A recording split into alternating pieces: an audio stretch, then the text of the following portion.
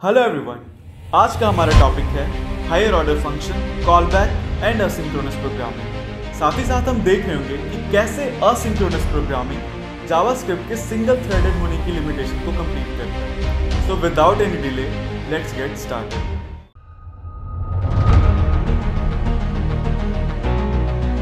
तो इस तरीके से हमने एक ऐसा कोड लिखा जो ड्राई प्रिंसिपल को वायलेट भी नहीं करता, साथ ही साथ एक्सटेंसिबल भी है। तो होगा क्या, हमारा प्रोग्राम एक पॉइंट पे आके स्टक हो जाएगा जो कि एक अच्छा एंड यूजर एक्सपीरियंस प्रोवाइड नहीं करता है। और जैसे ही हमारा असिंक्रोनस ऑपरेशन कंप्लीट होता है तो ये जो कॉल बैक है वो कॉल बैक क्यू में बना सकते हैं कि ये ऐसे ऑपरेशंस होते हैं जो मेन थ्रेड को ब्लॉक किए बिना बैकग्राउंड में अपना काम कर रहे होते हैं, और जब इनका काम कंप्लीट हो जाता है तो फिर ये मेन थ्रेड को इन्फॉर्म कर देते हैं कि हमें भी एग्जीक्यूट कर दो।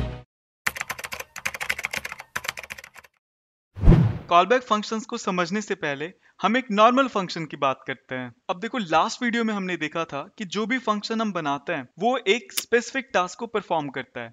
जैसे इस केस में ये फुल नेम को रिटर्न कर दे रहा है। तो अब पूरे प्रोग्राम में जब भी मुझे कोई ऐसा ऑपरेशन परफॉर्म करना होगा जहां पे मुझे फुल नेम चाहिए तो मैं इस फंक्शन को कॉल कर लूंगा। अब ये जो पैरामीटर है वो तो एक प्लेस होल्डर की तरह है, तो हम अपने प्रोग्राम में इस फंक्शन को अलग अलग वैल्यूज के साथ कॉल करते हैं based on our use case. So what I mean is कि ये जो पैरामीटर है वो स्पेसिफिक नहीं है, इस वजह से हम रीयूजेबिलिटी अचीव कर पाए।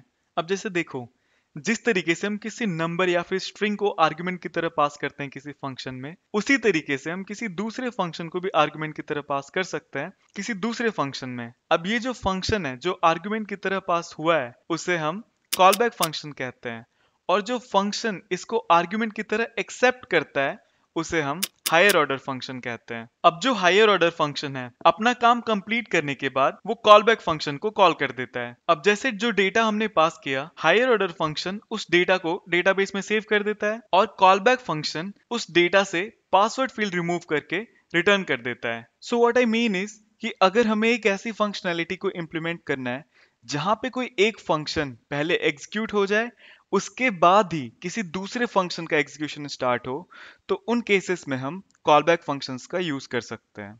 अभी देखो, एक न्यू एम्प्लॉय ऑफिस ज्वाइन किया है तो इस एम्प्लॉय को पहले एम्प्लॉय वाले टेबल में सेव करेंगे और उसके बाद डिपार्टमेंट वाले टेबल में। तो हमने एक फंक्शन बनाया जो इस न्यू ज्वाइनी को पहले एम्प्लॉय वाले टेबल में सेव करेगा और उसके बाद इसके डिपार्टमेंट वाले टेबल में। एक और एम्प्लॉय ज्वाइन करता है जिसका डिपार्टमेंट आईटी है, तो सेम हम पहले उसको एम्प्लॉय वाले टेबल में सेव करेंगे, उसके बाद डिपार्टमेंट वाले टेबल में।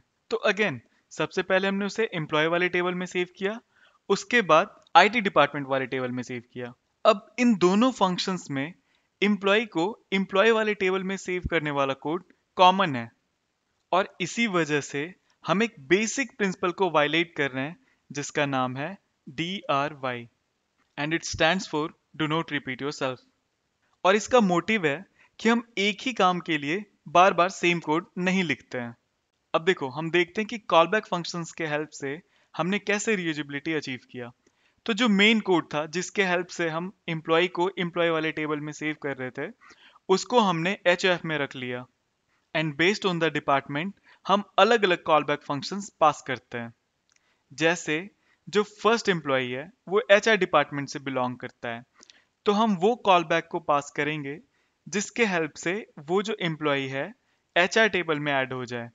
सेकेंड केस में जो एम्प्लॉय है वो IT डिपार्टमेंट से बिलोंग करता है, तो हम उस फंक्शन को as a callback pass करेंगे जिसके हेल्प से वो IT वाले टेबल में भी ऐड हो जाता है। तो लेट्स से कल को हमारे पास एक और एम्प्लॉय आता है जो फाइनेंस डिपार्टमेंट से बिलोंग करता है, तो सेम हम एक दूसरा कॉल बैक फंक्शन पास कर देंगे। अगेन, जो HF में हमने कोड लिख रखा है उसके हेल्प से वो एम्प्लॉय वाले टेबल में सेव हो जाएगा, और कॉलबैक फंक्शन जो हमने पास किया उसके हेल्प से वो फाइनेंस डिपार्टमेंट में सेव हो जाएगा। तो इस तरीके से हमने एक ऐसा कोड लिखा जो ड्राई प्रिंसिपल को वायलेट भी नहीं करता, साथ ही साथ एक्सटेंसिबल भी है। अब इस एग्जांपल को देखते हैं। यहाँ पे हमारे पास एक फंक्शन है जिसमें हमें दो पैरामीटर्स रिसीव हो रहे हैं। तो पहले हमने उन पैरामीटर्स को लॉक कराया और उसके बाद हमने कॉलबैक फंक्शन को कॉल कर दिया।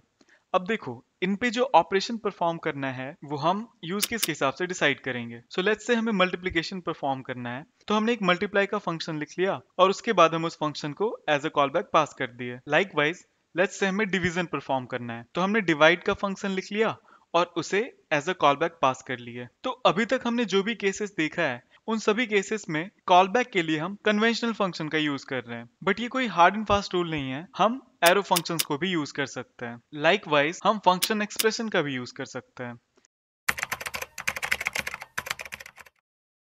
तो अभी तक हमने सिंक्रोनस कॉलबैक्स के एग्जाम्पल को देखा, जहां पर हमारा फोकस था adherence to do not repeat yourself principle. देखो, हमें ये बात पता है कि जावास्क्रिप्ट असिंक्रोनस प्रोग्रामिंग को सपोर्ट करता है।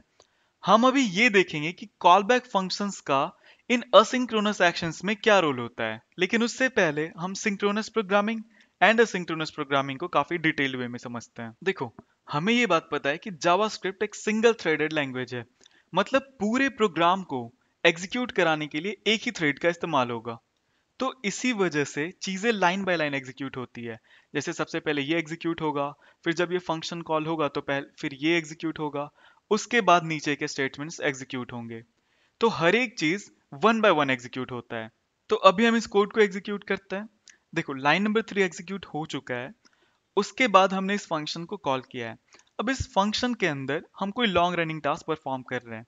अब क्योंकि ये जो फंक्शन है वो सिंक्रोनसली कॉल हुआ है, इसी वजह से नीचे के लाइंस एग्जीक्यूट नहीं होंगे जब तक इस फंक्शन का एग्जीक्यूशन कंप्लीट नहीं होता है। अब देखो, रियल लाइफ में ये जो लॉन्ग रनिंग टास्क है वो कुछ भी हो सकता है, जैसे फाइल डाउनलोड करना या फिर सर्वर पे रिक्वेस्ट भेजना, जो कि एक नेटवर्क डिपेंडेंसी क्रिएट करता है। तो होगा क्या, हमारा प्रोग्राम एक पॉइंट पे आके स्टक हो जाएगा, जो कि एक अच्छा एंड यूजर एक्सपीरियंस प्रोवाइड नहीं करता है। अब इसी प्रॉब्लम को काउंटर करने के लिए असिंक्रोनस प्रोग्रामिंग को इंट्रोड्यूस किया गया। देखो, असिंक्रोनस प्रोग्रामिंग को समझने के लिए हम इस कोड का हेल्प लेते हैं। हमने यहाँ पे स्टार्ट को प्रिंट कराया हुआ है, एंड को प्रिंट कराया हुआ है, और बीच में हमारे पास एक सेट टाइम आउट है। और लास्ट केस में हमारे पास एक फंक्शन था जो कि सिंक्रोनसली एग्जीक्यूट हो रहा था, और इस केस में हमारे पास सेट टाइम आउट है जो कि असिंक्रोनसली एग्जीक्यूट होगा। तो अभी हम इस कोड को एग्जीक्यूट कराते हैं। पहले स्टार्ट प्रिंट हुआ, फिर एंड प्रिंट हुआ, और उसके बाद सेट टाइम आउट के अंदर जो कॉल बैक था वो एग्जीक्यूट हुआ। लेकिन हमने लास्ट केस में ये देखा था कि जैसे ही हमारा स्टार्ट प्रिंट हो गया, उसके बाद हमारा पूरा प्रोग्राम यहाँ पे आके स्टक हो गया, और जैसे ये फंक्शन एग्जीक्यूट हुआ तब जाके नीचे के लाइंस एग्जीक्यूट हुए। अब देखो, इसी असिंक्रोनस बिहेवियर के बिहाइंड द सीन्स को हम काफी डिटेल्ड वे में डिस्कस करते हैं। अब इसके लिए हम जावास्क्रिप्ट रन टाइम इन्वायरमेंट को थोड़ा सा ब्रीफली एक्सप्लोर करते हैं। तो सबसे पहले बात करते हैं हम कॉल स्टैक के बारे में। यहाँ पे हमारा code line by line execute हो रहा होता है, और जो भी फंक्शन एग्जीक्यूट हो रहा होता है वो स्टैक के टॉप पे होता है। अब क्योंकि जावास्क्रिप्ट सिंगल थ्रेडेड है, इसीलिए एक वक्त में सिर्फ एक फंक्शन एग्जीक्यूट होता है, और जैसे ही इस फंक्शन का एग्जीक्यूशन कंप्लीट हो जाता है तो वो फिर स्टैक से पॉप हो जाता है। और अगर हम वेब एपीआई की बात करें तो ये एक ब्राउजर का फीचर है जो असिंक्रोनस ऑपरेशन को बैकग्राउंड में हैंडल करता है। अब जैसे ही वो असिंक्रोनस ऑपरेशन कंप्लीट होता है तो उसका कॉलबैक क्यू में शेड्यूल हो जाता है, और इवेंट लूप ही असिंक्रोनस प्रोग्रामिंग अचीव करने में हेल्प करता है। देखो, हमने ये बोला था कि कॉल स्टैक में एक वक्त में सिर्फ एक ही फंक्शन एग्जीक्यूट हो सकता है। तो कॉल स्टैक में चीजें सिंक्रोनसली वन बाय वन एग्जीक्यूट होते रहता है, और साथ ही साथ बैकग्राउंड में मल्टीपल टास्क एग्जीक्यूट हो रहे होते हैं। अब इवेंट लूप कॉल स्टैक को कॉन्स्टेंटली मॉनिटर करता है कि क्या ये एम्प्टी है, क्योंकि एक टाइम पे सिर्फ एक ही फंक्शन एग्जीक्यूट हो सकता है। और अगर हमारा कॉल स्टैक एम्प्टी हुआ तो इवेंट लूप इस कॉलबैक को कॉलबैक क्यू से कॉल स्टैक में शेड्यूल कर देता है। तो अब हम अपने कोड को अच्छे से समझते हैं। तो सबसे पहले ये लाइन एग्जीक्यूट हुआ। अब ये एक नॉर्मल सिंक्रोनस फंक्शन है। तो कॉल स्टैक में पुश हुआ, स्टार्ट प्रिंट हुआ, और फिर ये पॉप हो जाता है। अब जावास्क्रिप्ट इंजन इस सेट टाइम आउट को इनकाउंटर करता है, जो कि एक बैकग्राउंड टास्क है, और इसके लिए वेब एपीआई रिस्पॉन्सिबल है। तो हमारा थ्रेड बिना ब्लॉक हुए अपनी एग्जीक्यूशन को कंटिन्यू रखता है। अब क्योंकि हमारा मेन थ्रेड ब्लॉक नहीं है तो उसे एक और सिंक्रोनस फंक्शन मिलता है, और ये कॉल स्टैक में पुश होता है, और हमें आउटपुट में एंड देखने को मिलता है। एंड अगेन इसके बाद फिर ये पॉप हो जाता है। अब थ्रू आउट दिस प्रोसेस हमारा जो बैकग्राउंड टास्क था वो कंकरेंटली एग्जीक्यूट हो रहा था, और जैसे ही हमारा असिंक्रोनस ऑपरेशन कंप्लीट होता है तो ये जो कॉल बैक है वो कॉल बैक क्यू में पुश हो जाता है, और इवेंट लूप कॉल स्टैक को कॉन्स्टेंटली मॉनिटर करते रहता है, और अगर कॉल स्टैक एम्प्टी है तो फिर वो कॉल बैक को कॉल बैक क्यू से उठाकर कॉल स्टैक में पुश कर देता है। तो अब हम इस बात को कंक्लूड कर सकते हैं कि असिंक्रोनस प्रोग्रामिंग एक तरीका है जिसके हेल्प से हम मल्टीपल टास्क को एक साथ एग्जीक्यूट करा रहे होते हैं बिना मेन थ्रेड को ब्लॉक किए हुए। तो अब पूरे डिस्कशन को हम समराइज करते हैं। तो हमने ये देखा कि जावास्क्रिप्ट का सिंक्रोनस कोड कॉल स्टैक में एग्जीक्यूट होता है, और जैसे ही सेट टाइम आउट जैसा कोई असिंक्रोनस टास्क आता है तो इंजन उसका रिस्पॉन्सिबिलिटी वेब एपीआई को दे देता है। यहाँ पे गौर करने वाली बात ये थी कि हमारा मेन थ्रेड अभी भी फ्री है, और जब तक हमारा सिंक्रोनस कोड एग्जीक्यूट हो रहा होता है तब तक बैकग्राउंड में टाइमर पैरेलली चल रहा होता है, और जब टाइमर कंप्लीट हो जाता है तो वेब एपीआई कॉल बैक को कॉल बैक क्यू में शेड्यूल कर देता है, और इस वक्त इवेंट लूप कॉल स्टैक को कंप्लीटली मॉनिटर कर रहा होता है, और जैसे ही कॉल स्टैक खाली होता है तो इवेंट लूप कॉल बैक को कॉल बैक क्यू से कॉल स्टैक में भेज देता है। तो असिंक्रोनस ऑपरेशन के लिए हम अपने मन में कुछ ऐसा इमेज बना सकते हैं कि ये ऐसे ऑपरेशंस होते हैं जो मेन थ्रेड को ब्लॉक किए बिना बैकग्राउंड में अपना काम कर रहे होते हैं, और जब इनका काम कंप्लीट हो जाता है तो फिर ये मेन थ्रेड को इन्फॉर्म कर देते हैं कि हमें भी एग्जीक्यूट कर दो। अब देखो, टाइमर के केस में कॉल बैक क्यू में शेड्यूल हुआ, लेकिन अगर हमारे पास कोई नेटवर्क रिक्वेस्ट जैसा है तो इसका call back micro task Q में शेड्यूल होता है। दोनों क्यूज में डिफरेंस बस ये है कि माइक्रो टास्क क्यू की प्रायोरिटी ज्यादा होती है, तो इवेंट लूप माइक्रो टास्क के कॉल बैक को पहले भेजता है कॉल स्टैक में। अब देखो, यहाँ पे हमने सेट टाइम आउट का इस्तेमाल एक आर्टिफिशियल डिले के लिए किया था। अभी इस एग्जांपल में हम एक रियल नेटवर्क डिले को देखते हैं। अब देखो, ये जो है वो एक फ्री एपीआई है। जब भी तुम इस पे रिक्वेस्ट करोगे तो वो एक जोक रिटर्न करता है। लास्ट एग्जांपल से इसको भी रिलेट करते हैं। स्टार्ट एग्जीक्यूट हुआ, उसके बाद फेच कॉल होता है, और ये एक असिंक्रोनस नेटवर्क रिक्वेस्ट है।